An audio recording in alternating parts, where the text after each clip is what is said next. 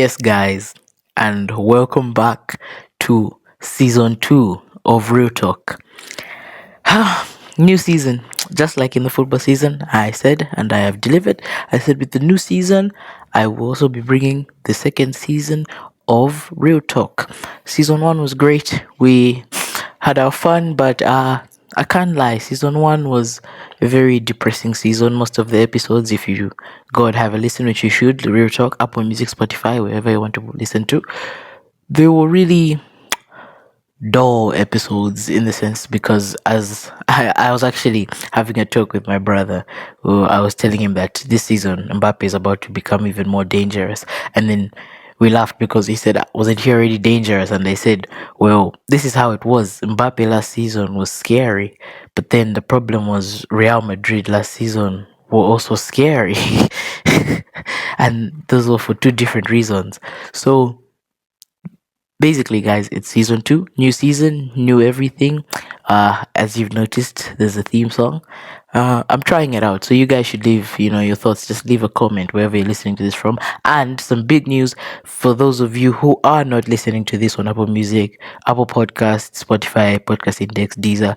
You may be listening to this on our newly introduced platform for the Real Talk podcast, YouTube. That is right. We are now uploading on YouTube. This has been a long time coming. I actually wanted to upload this podcast as a YouTube podcast from the start, but I thought it would be easier for me to feel like I'm doing the podcast if I was doing it off something like Spotify or Apple Podcast, because then you really feel like a podcaster and less like a YouTuber, because YouTube is a wider space and there's so many more things you can ingest content wise on YouTube as opposed to these other apps. So if you're listening on Podcast Index or Apple Podcasts, you're really only here for podcasts.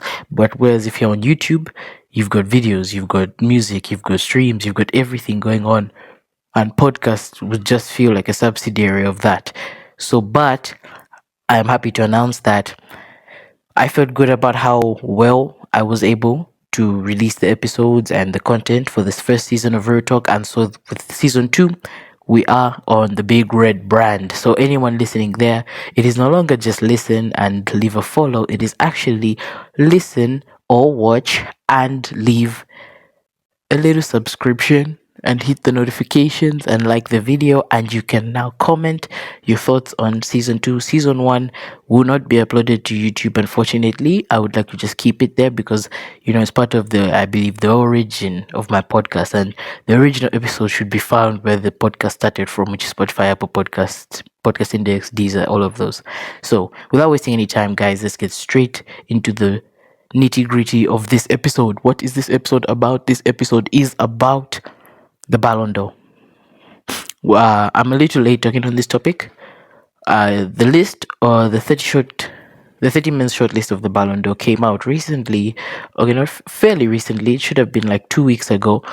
And just as always with every Ballon d'Or season, whenever we enter this period in football, there's a lot of heated debates. The names come out and everyone is just in arms, arguing this player, and then of course the main argument we always will have is inevitably our winner, who us as football fans believe should be crowned as the best player of the 2024-25 season. Because if you remember, this was a very heated phrase used in last year's very, very, let me just say, vocal debate of the Ballon d'Or, is that it is, and also the one for Messi 2023, is that we no longer see it as the best player for this year.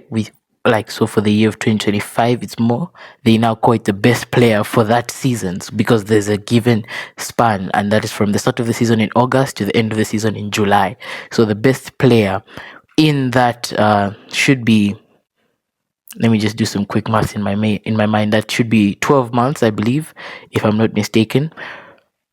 The best player in that span is who we vote and we call the Ballon d'Or. So I don't even think people like to say the best player in the world anymore, because technically, and I always like to say this, is as long as those two guys, Messi and Ronaldo, are living and breathing air, blessed be to the Lord, they will always be the best players in the world. So for you to win it and then say I'm the best player in the world, it doesn't make sense. So that's why I actually have no problem with this person being called the best player of that year or the best player of that season.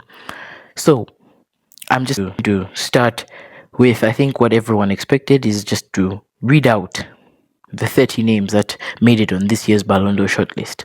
So amongst the 30 men who France football believe are our best players of the 2024-25 season, we have Jude Bellingham, Ousmane Dembele, Gianluigi Donnarumma, Desiree Doué, Denzel Dumfries, Sergio Guirassy, Victor Gyökeres, Erling Haaland, Achraf Hakimi, Harry Kane, Vitor Kvaratskhelia, Robert Lewandowski, Alexis McAllister, Lautaro Martinez, Kylian Mbappe, Scott McTominay, Nuno Mendes, João Neves, Michael Olise, Cole Palmer, Pedri, Rafinha, Declan Rice, Fabian Ruiz, Mohamed Salah, Virgil van Dijk, Vinicius Jr., Vitinha, Florian Wirtz, and Mr. Lamine Yamal.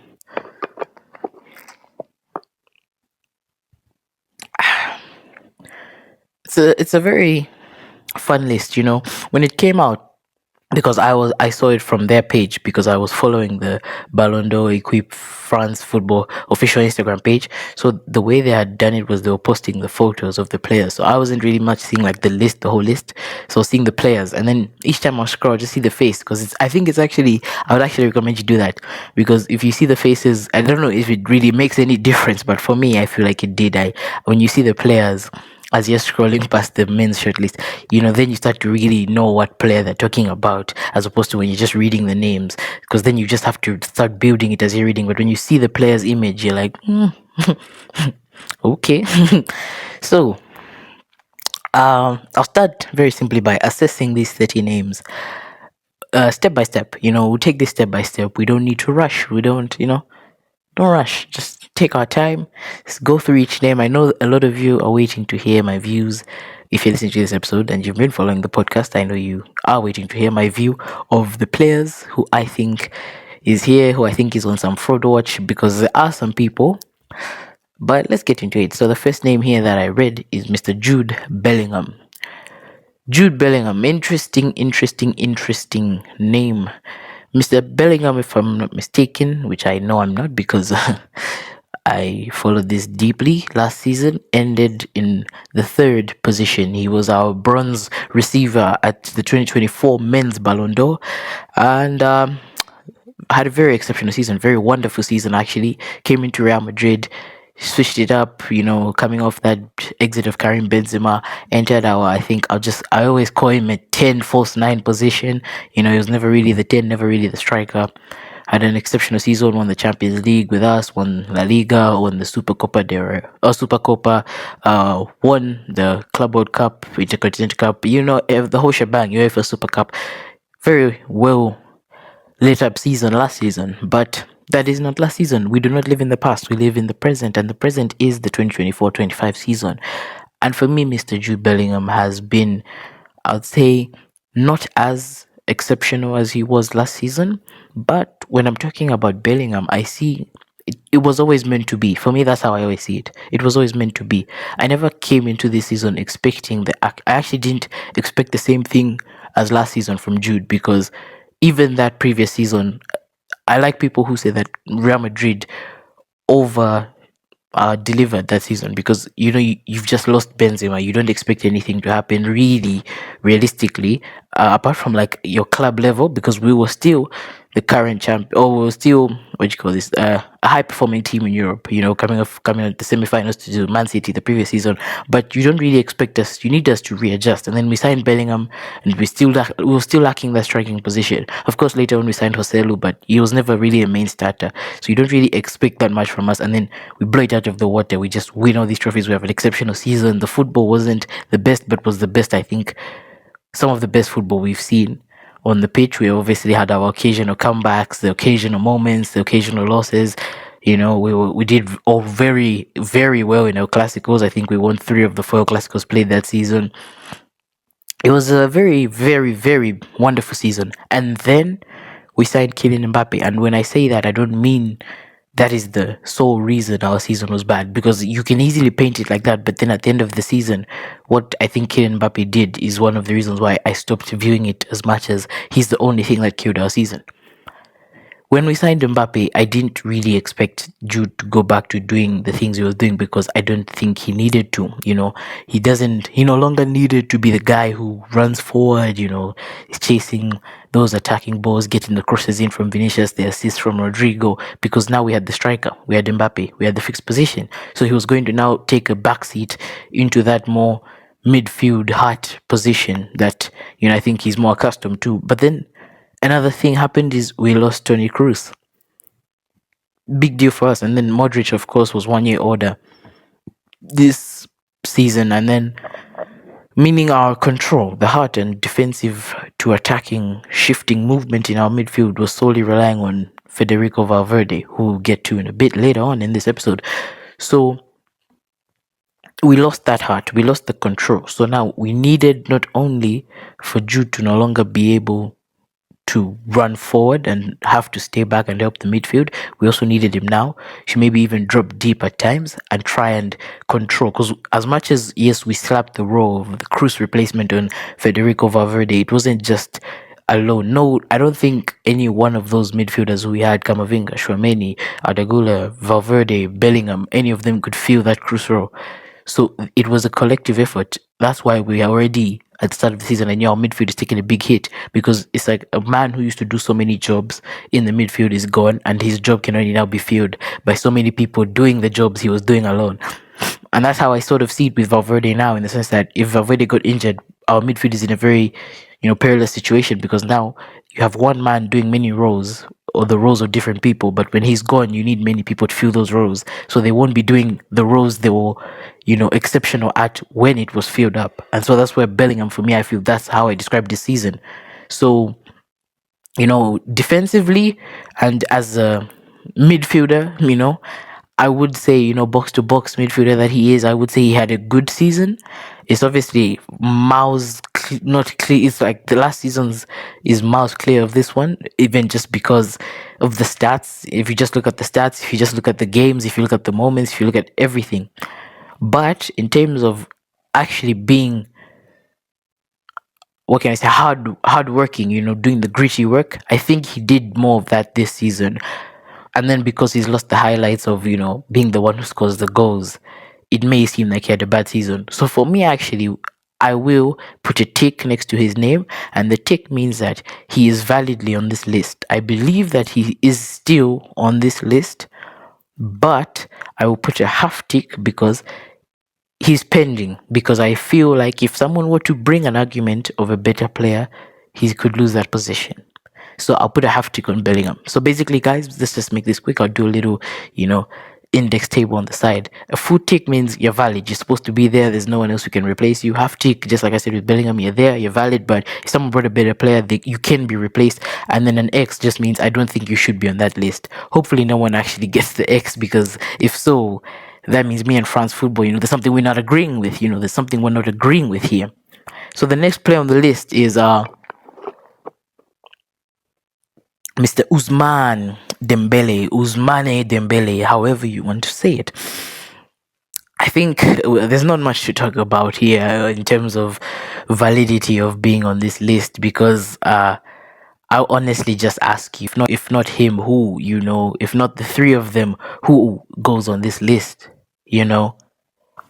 So there's not much I feel needs to be said about Dembele this season. Not in the sense of he hasn't done much. I mean, there's not much that I can say against him, because, just look at the profile. This guy, someone who has this narrative, who's had this narrative around him for so many seasons, so many years in his footballing career. And he, for me, I always don't see it as it's a like we did something wrong to him. He was doing it to himself actively, but no one wants this, no one chooses it. It's just unfortunate. He was always known as, the lazy man, the second guy, the B tier. He can't carry, he's not serious, he's not a leader, he's not mature, he's a playboy, he's, inefficient, he's not consistent, he's injury prone. You have all these bad terms no one wants to be, associated with a football player. And then, of course, eventually he leaves Barcelona. The club that has, I would, in my opinion, I'll be honest, I'll say, sheltered him and, kept him relevant basically for so long because they protected him. Even if there was like some infighting, there was still protection because go to any Barcelona fan, they would always tell you he will click one day. They would come to you like genuine and if he gets serious, this will click, and I know it will click. So for me, it's like when he left, I'm like, okay. But then I heard he went to PSG. I said maybe it's another Neymar situation. Have some like 1, 2 good seasons, 3 maybe even, and eventually just phase out. And then there was the Mbappe factor. I didn't see him, going past that. And they had a very good season in 2022. They didn't mesh the best, in my opinion. I don't think that was the best we've ever seen of the two of them. Closest because they haven't really been that exceptional together. It's very hard. They conflict. What with Dembele, being able to go anywhere, and Mbappe loving 2 of the 3 attacking positions up front. So they didn't really do their best. And then Mbappe now joins Real Madrid, and Dembele is looked at as, Paris' number 1 man. It's there for him, It's not Kvaratskhelia, it's not Due, it's not Vitinha, it's not Fabian Ruiz, it's not Donnarumma, it's no one else. You have to become Paris' number 1 man. It was do or die for him. Coming off a good season actually in 2023-24, and then you have this season. He started off semi-consistent. I would say maybe on the low side, not as good as some of the other people on this list. But then midway through, he starts to pick up. January comes along. He starts to change the narrative, He starts getting serious. He starts, getting more physically healthy. He doesn't get an injury. I think now it went like 5, 6 months or 3 months without an injury. After, always being the Barcelona doctor, medical team's best friend. He's now not injury prone anymore. Gets serious, starts reshaping his attacking, starts finding new roles. And then Luis Enrique, God bless him for Dembele, starts actually finding the best way to use him. And I think genuinely, obviously because of the position he's in now, but genuinely this is actually the best I think anyone has ever used Ousmane Dembele, because the role Luis Enrique gave him in this team just makes him, it makes his talent shine, 10, 20 times better. And then the results are there. He starts to score goals. He starts, being heard about this side, that side, this side, that side. You have the Manchester City game, which for me, I believe was a very big turning point, not just for him, but for PSG. Saved their season. They keep going. You have the Liverpool game. He puts on that brilliant performance in the first leg. They lose. Second leg, scores an early goal. They pack the bus, takes it. They knock out Liverpool on penalties, scores his penalty. Confidence step. Next stage, Aston Villa, very good game. Gets his assists. Gets a goal, I think, in the second leg. Done. PSG, first leg. Emirates. You don't know what's going to go on. Ball goes out. Who's there? Finds it. Over goal. Sends him through to the final. 2 assists. Wins the Champions League. Wins the Ligue 1. Wins the Coupe de France. Wins the Trophy des Champions. Wins the... then they go to the Club World Cup. Doesn't start the tournament. He's injured. Eventually comes back. Scores against Bayern Munich. Wonderful goal. Plays Real Madrid. We don't talk about that. Goes to the final. Loses. Then goes to the UEFA Super Cup. Game's almost done. Oh, by the way, by the time we recorded this episode, the UEFA Super Cup was already passed. Dembele, PSG won it. For those of you who don't know, spoiler alert. Goes to the Super Cup. Teams 2-0 down, but playing very poorly, very bad. PSG. Kang In Lee scores a goal. Dembele gets it. Final chance, final minutes. Gives the assist. Gonzalo Ramos scores his penalty in the shootout. Again, beautiful shot, beautiful step. By the way, I love his penalty run-up. I actually believe between him and Fernandez, I don't know which one I think is my favorite to watch, because it's very, very cool to see people, do special run-ups. Although some people have taken it too much to mind. Some people's penalty run-ups, nah, they need to be stopped.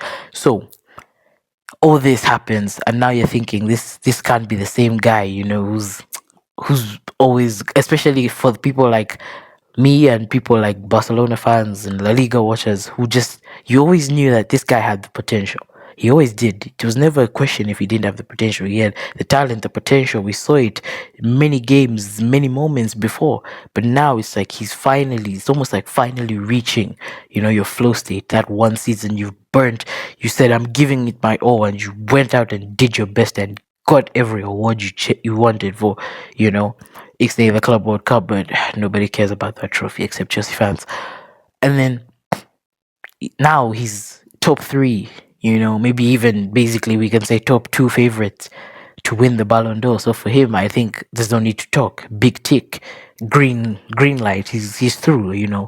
The next name on this list is Gianluigi Donnarumma. Being honest, if you told me put a keeper, like if you told me I have to put a goalkeeper on this list, that's why I give him the green tick. So by the way, he does have the green tick, because if you told me I had to put a goalkeeper on this, is because goalkeepers this season were actually very good.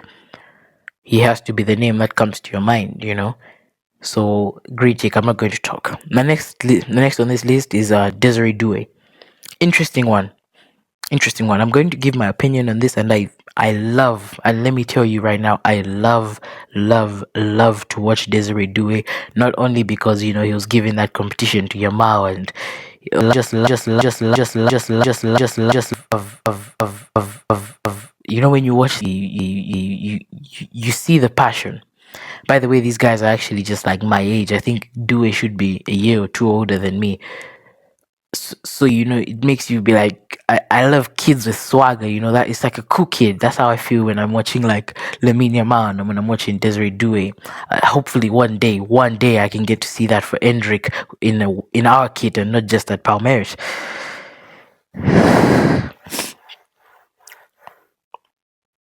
Anyway, so yes, you just watch these kids. They have this swagger, they have this thing about them. This guy for me is Mr. Moments. That's what I've been calling him this season. All my friends, my brother, he knows this. They know this. I call him Mr. Moments. He's there when you need him, just like that. Just go watch that Bayern game against PSG Club World Cup. This kid, I didn't even really know him. I first saw him in the Champions League against Liverpool in the first leg. He came on, I think that was the 78th minute. I said, wow, this kid is actually, he's got something about him. He's running around, he's doing a lot of things, and he's just got this like ferocity to him. He's a go-getter, he's strong, he's fast, he's an attacker. But this is the but. All this qualifies him for me to be in the top of the Copa trophy, not the Ballon d'Or, because when I look at the span of, as they've said, July or August to July, the full season, I don't think I'm calling Desiree Doué one of my best players. I think him and someone else who he plays with, who I'll get to in this list, their trophy cabinet has really, really helped them. And it is unfair to say that, seeing as, they were heavy, impactors in getting that trophy cabinet, especially him, those two goals in the Champions League final. So I won't knock him off, but I will give him a half tick. I won't give him an X, but I'll give him a half tick, because I can see why someone would put you in this list. But I feel if someone gave me someone better, I would,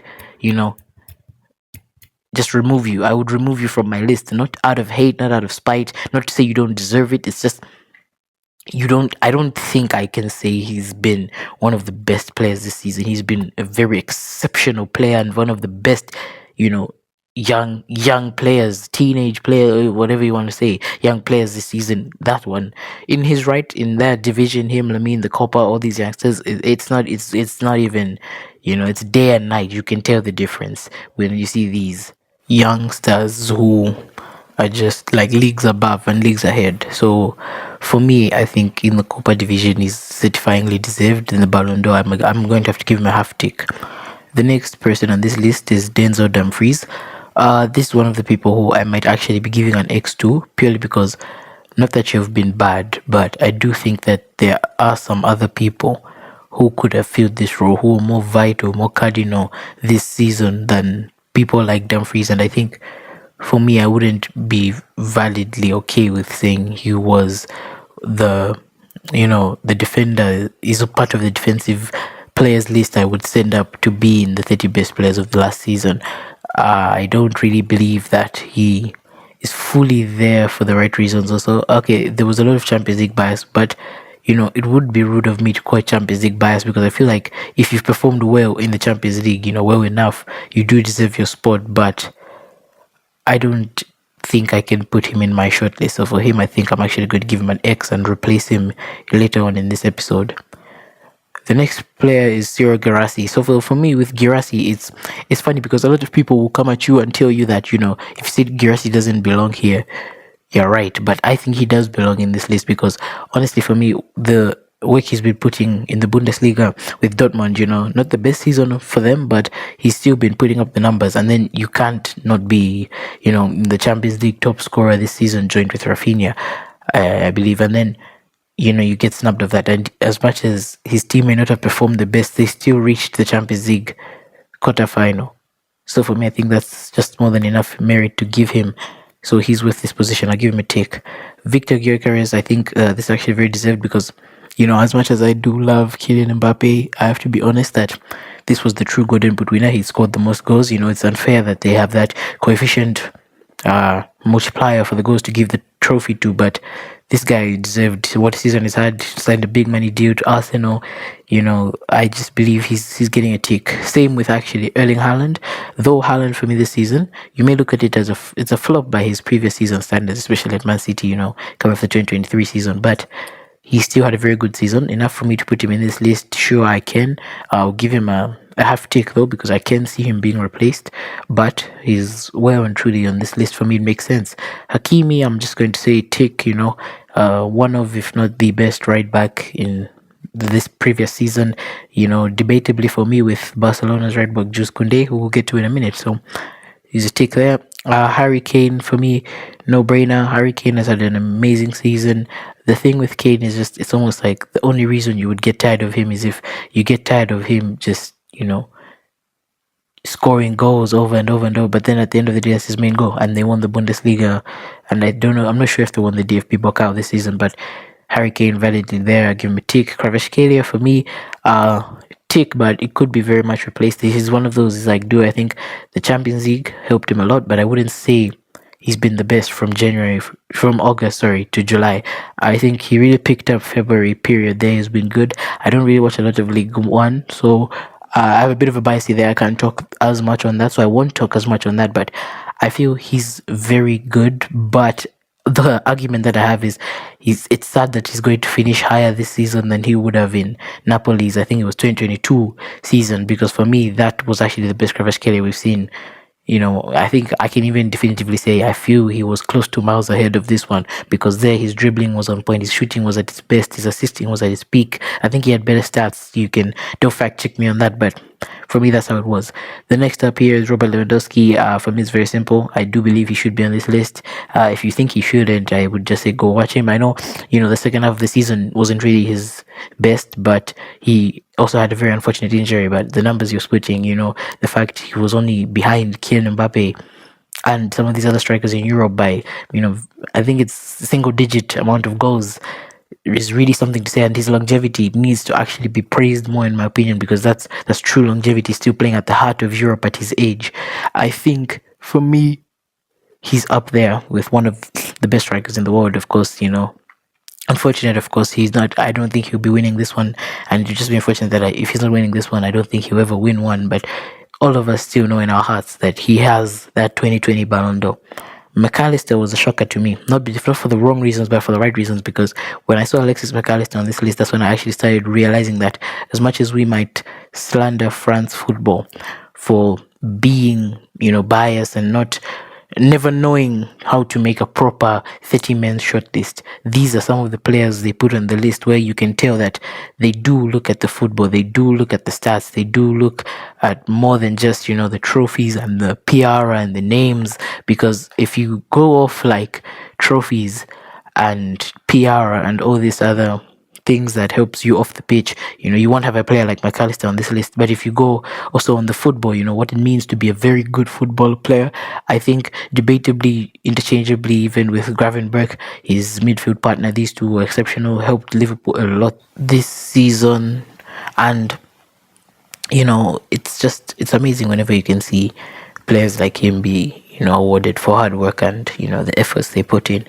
Lautaro Martinez, It's a 50-50. So it's a half tick for me. He's good, but I don't think he's been as good as he was last season. I don't think his team, of course his team didn't perform as good. It's just unfortunate they had that stinker that they dropped in that final in the Champions League, but they still had a relatively good on-field season, just not successful. But I can say he's replaceable on this list for me. So I'm going to give him a half tick. Mbappe, the five of these guys, the ones who I believe are like the 530 players in this list, I'll just give ticks to. Mbappe is one of them. The stats show it. As I said, he was dangerous, very dangerous, and Madrid was just unfortunately scary last season for the wrong reasons. But Mbappe had a very great season. Had a very slow start at Madrid, and then when he found his pace, it was just rocket fuel all the way up. Goals, goals, goals, goals. Though he could do a bit better to help the team effort. Scott McTominay, just like McAllister, people might if you're questioning this one, I know you didn't watch anything to do with Napoli this season, because when I saw what Scott McTominay did, I started to actually question this argument from back in 2022. We had it with Cristiano Ronaldo about, is Manchester United the problem? Do Manchester United ruin players, or players just don't cope with Manchester United right now? This is one of those examples where maybe you might start to think Manchester United just ruin players, like they will and truly just ruin players, because this was a guy who for so long was in the heart of Manchester United fans. His love and compassion, they felt so much love for him, they felt so much care, they protected his name, and then eventually they just discard him out. He goes to Serie A. Usually that's a tale of an ended career, you're a failed Manchester United player, so you go elsewhere and fail and die out. But then this guy goes into this Napoli team, meshes well with Lukaku, and becomes sort of an informed striker of sorts. I think what I like to tell people is McTominay this season had like a last season Bellingham, in the sense of you're not needed in that attacking role, but because you took it, you shot your career up. And Napoli of course walked away with the Scudetto, just sniping it from under the feet of Inter Milan. And this was a very, very beautiful season to watch for Napoli and for McTominay. And for me, I think that's very deserving. His place in this list is very deserved, so that's full tick. Nuno Mendes, I'm not really going to talk that much on this. His resume speaks for itself this season. His performances speak for themselves. The games he's put in, the people, the big names that he's been able not only to defend against, but fully, take control over in a match. This is, to be honest, let's call a spade. You have, Mohamed Salah, who's a top 4 candidate for the Ballon d'Or. You have Lamine Yamal, who's top 4 candidate for the Ballon d'Or. You have Bukayo Saka. Who's Bukayo Saka? You have, all these big names he's gone up against, and he's had some bad games. He's had some games where he was very impulsive. I think the Club World Cup final and this current Super Cup final, he's been a bit impulsive, a bit reckless. But, you look at the Nations League game against Spain, they needed a man to help him, gets the goal, gets the assist, the trophies, the defensive games he's been putting on have been beautiful to watch, and he's really found his bag. So there's nothing I can take from him. That's a full tick in my eyes. João Neves, for me, I think he's the gritty, hardworking midfielder of the three. Being honest, a lot of people do think it's Vitinha, but I think it's João Neves, mostly because I think he takes on that Valverde-esque defensive type of role, where he's always being the one who's going to go in for that tackle, and sometimes it's a big risk, and sometimes he is a bit sloppy and impulsive with those tackles, and that leads him to getting booked. But he does the hard work. But I will say, I don't think he really fits my bill for the top 30. If you tell me top 30 players off the top of the dome for this season from August to July, I don't think I'm including João Neves in mine. I know he has the cabinet, I know he has the strength, I know he has the games, he's had the performances, but it's similar to Due. I feel you've really been helped by the success of the team. So it's a half tick, because I'm not saying you're not supposed to be there. I'm just saying I don't think you are the type of name that should be coming up when we talk about the best 30 players of this season, as a whole. Michael Olise, I used to not see the hype around him. I'll be honest, I never used to see the hype around him. I used to think it was more just the swagger about him. He was more, famous for off the pitch things than on the pitch things, Mr. Nonchalant, Mr. Cool. But then I saw some of his games, I saw his stats, I saw his performances, I saw his hard work. For me, I think how I best describe it is Michael Olise is Vincent Kompany's answer for what Thomas Tuchel needed from Leroy Sané. That's how I would describe it. What Bayern Munich needed when they signed Leroy Sané from City, that was always just never finishing up. I believe they can do that with Michael Olise because this guy is, I think he's only 23 years old, maybe even younger.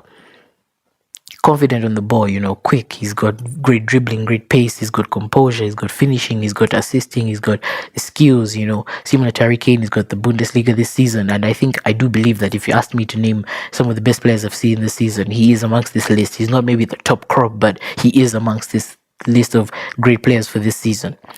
Cole Palmer. For me, Cole Palmer was a 50-50. I know the performances in the Conference League and then in the Club World Cup, especially in the final, will help you, mesh his name well into this season. But let's not forget that for a long, long period of this season, Cole Palmer was being called a one-season wonder. He was being called a one-season wonder who didn't really have, the skill and the guts to match up to what he had done in previous seasons. And he started off this season very slow. And for me, I feel he could have someone else in his team in this list and not him, but I do understand why he's there. I always knew he was going to be there.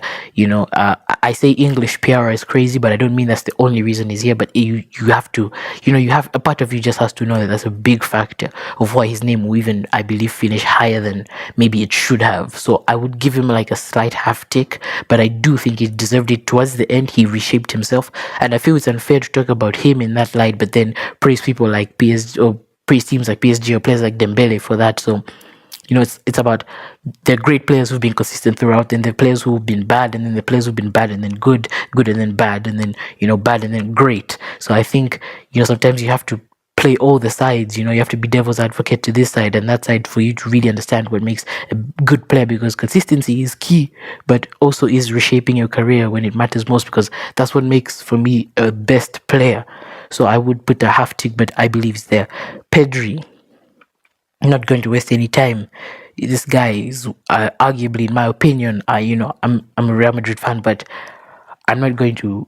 I'm going to call a spade a spade. Pedri for me is one of the best midfielders I've seen. I think for me, in my personal opinion, he's clear of Vitinha. I don't think there's that much of a competition. I see where people want to create these narratives from in the sense of the competition, but for me, I think Pedri is just a step above. He's in a league of his own. We've said this about very few players, but he's one of them where I hear it and it's deserved. He's world class. He's a league of his own. The composure this guy has.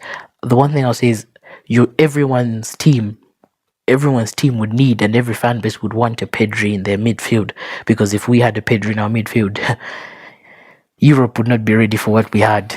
Rafinha, I said it like with Dembele and Mbappe and the other ones, top 5 candidate for the Ballon d'Or. Same with Salah. Rafinha's season has been, impeccable. What more can I say? So the biggest and most fullest tick, I just don't appreciate, and it's the funny thing is, I also don't appreciate it from his own fan base, how Rafinha took second fiddle to Lamine Yamal, especially when it was during the season. I don't like how the off-season really, I think, messed up Rafinha's chances in this tournament, and I think it might ultimately be the thing that could make him not end up clinching the Ballon d'Or. Is just that people forgot about him, and then the off-season didn't help, because we had the Nations League, which is European biased against him, who's South American, and then you have, after the Nations League, you have the Club World Cup, in which Barcelona didn't qualify for, so they have extra tournaments. But I feel like, let's not get what he did, because he's had a very memorable season, and if you just didn't like Rafinha, you snub it. But let's be honest, if a player like, let's say a player with PR like Jude Bellingham, I'll just be honest, if he dropped the season Rafinha dropped, instant Ballon d'Or. There's not even a question about it. I don't think there's anyone else, unless there's someone who's done something like maybe what Lamine Yamal has done or Dembele has done, in which they would be questioned, but there wouldn't be ever a moment where his name is not on everyone's mouths as Ballon d'Or. So Rafinha, huge tick.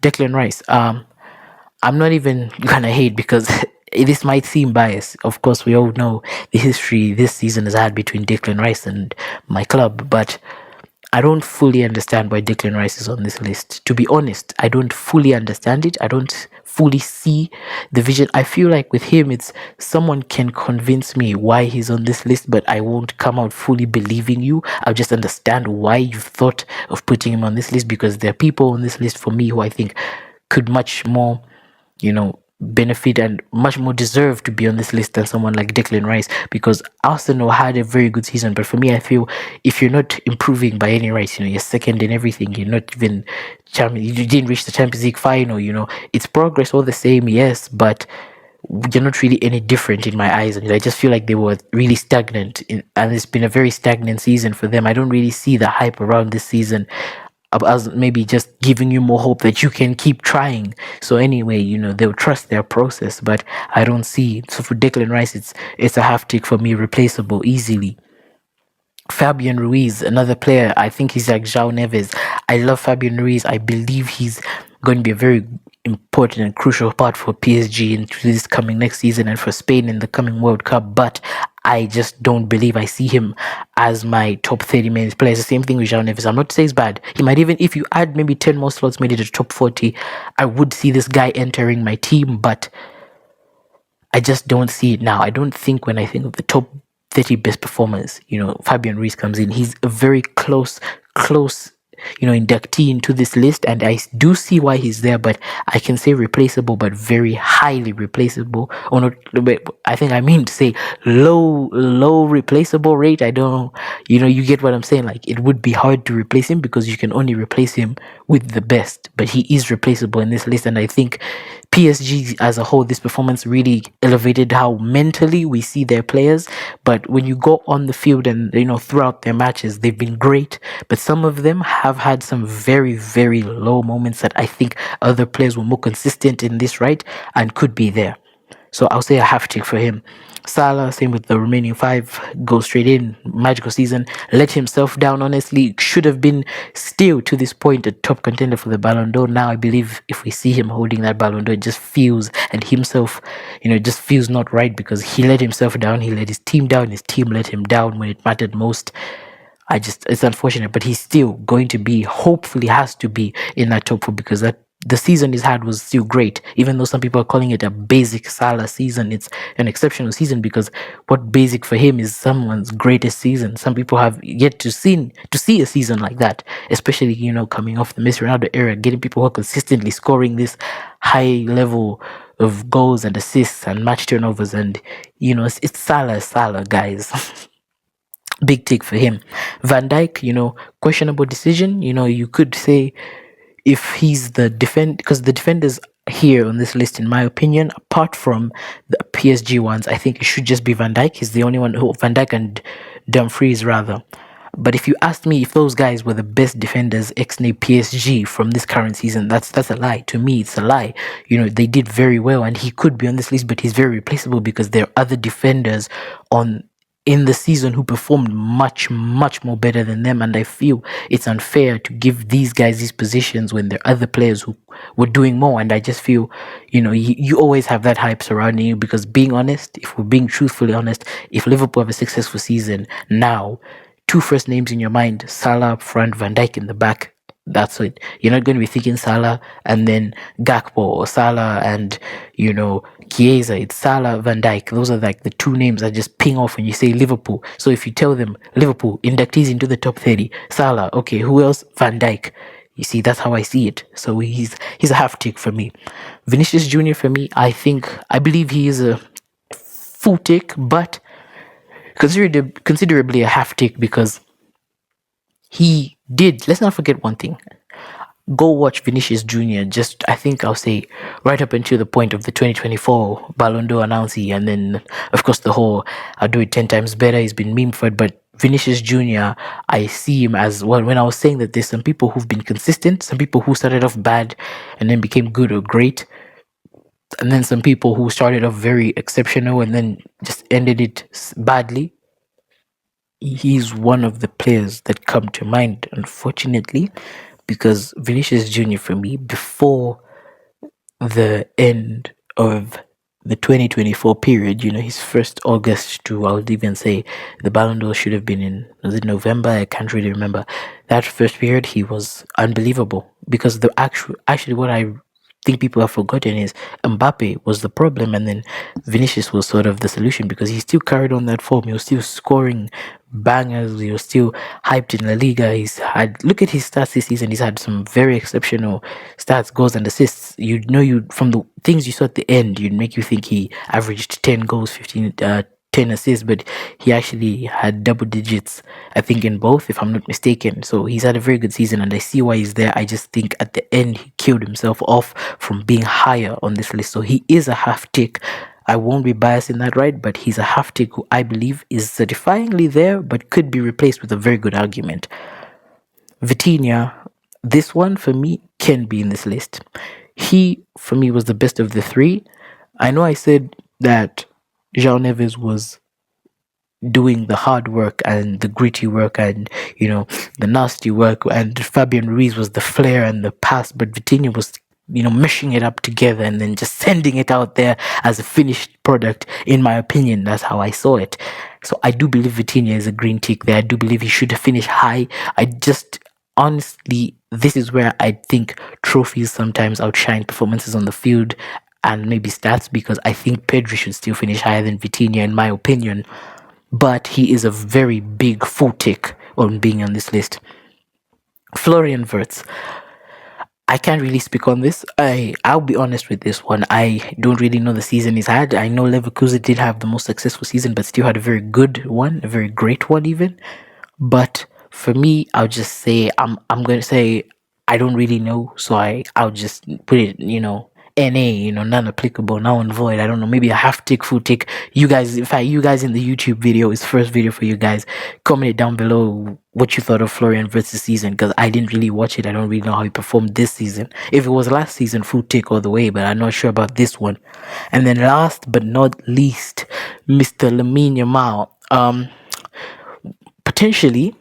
Potentially, sadly, for me, when you talk about him, synonymous. Could be our Ballon d'Or champion. Could be the first teenager to win the grandest prize, individual prize in our sport, at football level, the highest achievement. He could be the first teenager to do it, and he could have done it not even just at 19. No, not that he was a mature 17 years old, you what? Is it? I don't even think it's not pre-pubescent, it's not post-pubescent, it's pubescent child to win the greatest prize in football, history and of all time. What more can be said? He's well, obviously the best, young player in the world right now. He is arguably the best on-field player this season that has passed. I would, as much as I hate it, I hate how much I love to watch him play, because even if you hate him or love him, what he's doing is revolutionary. It's changing the game. It's even changing how we view youngsters, because nowadays you see a young player, now you're putting them on this pedestal, comparing them to him and saying, no, but they can't play in a Champions League final at least, but they're not supposed to, because these guys are now changing the game, making it seem like the normal career path a player should take, by normal standards, is almost too slow or takes too long. We want quick success at 16 or nothing.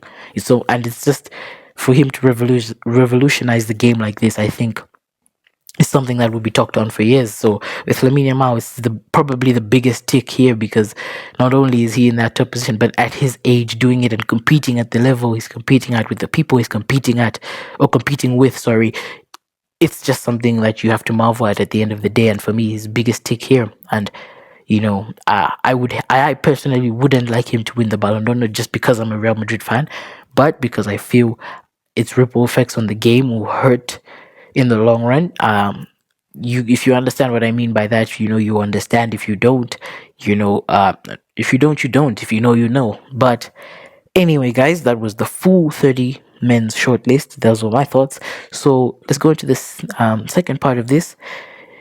Is we've scoped out the people who I said are half ticks, the people who I said could be replaced. But now the question obviously on everyone's mind is, who would they be replaced with? Because I'd be foolish to just say you don't deserve to be on the Ballon d'Or shortlist, and then we make it a 29-man shortlist, and then a 28 and 27 and 26 and 25. It needs to be the top 30. So who am I replacing in those positions of the people, quote unquote, I said are half ticks? So the first half tick I said, of course, was Desiree Doué. I'm not going to replace each one with somebody. I'm just going to say all the people I think could be replaceable. So I said Doué is replaceable. I said Dumfries is replaceable. I said Kvaratskhelia could be replaceable. I said Lautaro Martinez could be replaceable. I said João Neves. I said Cole Palmer. I said Declan Rice. I said Fabian Ruiz. I said Van Dijk. And I said, give or take, Florian Wirtz, depending on how you guys tell me in the comments how his season went on. So there are a few names that came to my mind when I was thinking who are some people who I think missed out on the Ballon d'Or and should really be, looked at as people who did very well. So the first person on my list, of course, it just has to be Mr. Lucas Vasquez.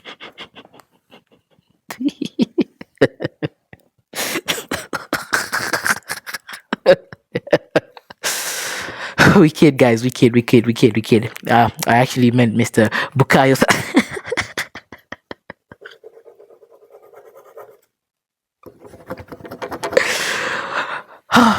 Okay. Now for the real ones. The first one, of course, guys, has to be Mr. Federico Valverde. This isn't even about me being a Real Madrid fan. This isn't about me wanting more and more of my players on this list. It's just genuinely, if you watch the 2024-2025 season of football, you cannot tell me, and I'll be to show you guys that I don't just mean biasly towards people like Fabian Ruiz, even to my own players. I feel it's really, really unacceptable for me to say that Vinicius Jr. and Jude Bellingham deserve to be on this list, and I'm looking at it and Valverde's name is not there, because that's just not the case, and that's just not it, and that's just not the truth. At the end of the day, we know it's a PR thing. In our club, within our club, it is a PR thing, and outside, it's just he's the quiet type who does everything. I'm not gonna sit here and say Valverde is the best midfielder in the world, because I do feel like sometimes he's a jack of all trades, master of none. But he's still a jack of all trades, and he still does almost everything. This guy this season for us played right wing, he played midfield, he played 10, 6, 8. He played right back. If we needed, he would have been our keeper. Maybe we should have tried him at coach and sent Ancelotti packing. Maybe we would have even won something this season. Maybe we should have just played a team full of Valverde's in that second leg against Arsenal. But this guy was doing everything for us and working hardest. And I'm not gonna say that he's 100% deserved to be in this list. I just feel with some of the names you've said, he now cannot not be on this list. Because it just didn't make sense to me. But I'm just drawing at straws here.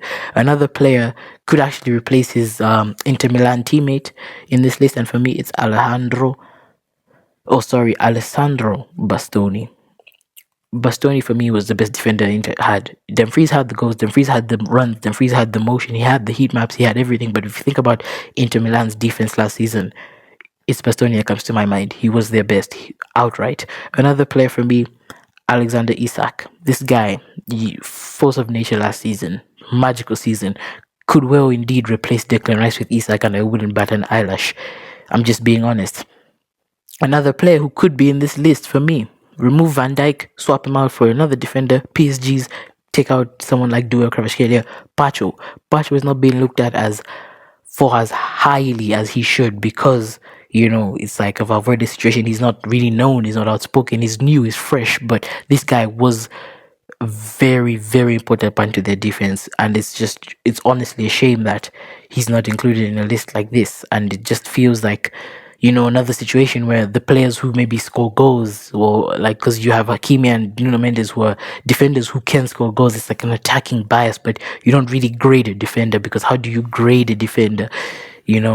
So for me, that's someone who could be on this list. Another person, I think, of course, these two, I was getting to them. In my opinion, it's just honestly, it's a disgrace to them and the season they've had, one more than the other. So the first one, of course, is Alejandro this time, and it's Baude. He had a very fantastic season, but you can draw straws about it. I will allow you to remove it, but you cannot say Ballon d'Or best 30 players of this current season and not put Mr. Jules Koundé in that list. It just doesn't happen. It just does not make sense. It just shouldn't happen. It's not the case. You lose one match and now suddenly everything you've done the entire season is just gone, and that just feels like a very big snub on the part of the people at France football making these lists. And I really hope that next season they can do better at actually identifying talent in the back, because if you say Hakimi, you have to say Kunde.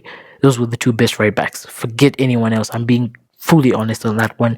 And for me, that's just fact. The last but not the least, of course, you guys, you should comment down below, those on YouTube, and even anywhere you're listening to, if you can leave a comment or a reply on this, some of the people you would want in this list. But for me, last but not least, is Mr. Julian Alvarez. You may not know it, you may not see it, because he's no longer in the most watched league in the world, but go ahead and go watch Alvarez, Atletico Madrid last season. Go check his stats, go check his performances, come back to me and tell me he should not have been on this list. If you can tell me that, well and good, but I know you won't because he should have been on this list. These are the players for me who, if I saw on this list, replacing them with some of the players I've seen on that list, maybe even some of my players like Jude Bellingham this season. If you replace Bellingham and put Koundé in that position, I'm not really upset. You know, if you replace Vinicius, put Isak, I can't really argue with you. You can make the valid argument for that, and I can replace him.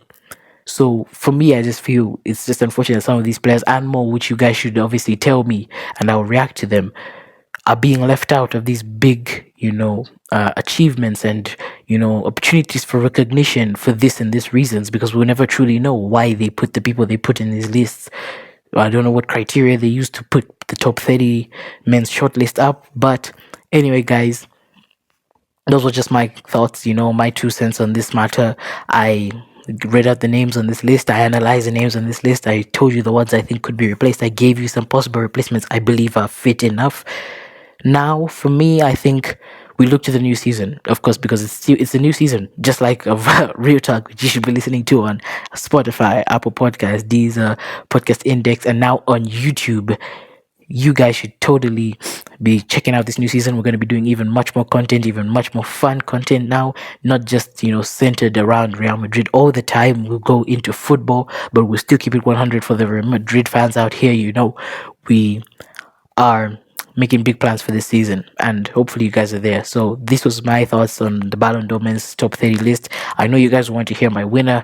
I'll do that when we're closer to the Ballon d'Or voting season and give you guys my top 10 for the Ballon d'Or from the list we've had, not the list of people I think should be in there. But anyway, it's been fun. Hope you loved listening to this episode. If you did and you're on the YouTube channel, it was the first episode on YouTube, please make sure to subscribe, like, hit the notifications so that you get notified every time I post a new episode. If you like this type of content, if you feel it should be shorter or longer, leave it in the comments. Tell me what you guys want to hear. For my original peeps on Spotify who've been downloading, thank you. Also in the comments, leave where you're listening from, and I might give you a shout out. So this has been fun, guys. This was my episode, Real Talk Season 2, Episode 1. Peace.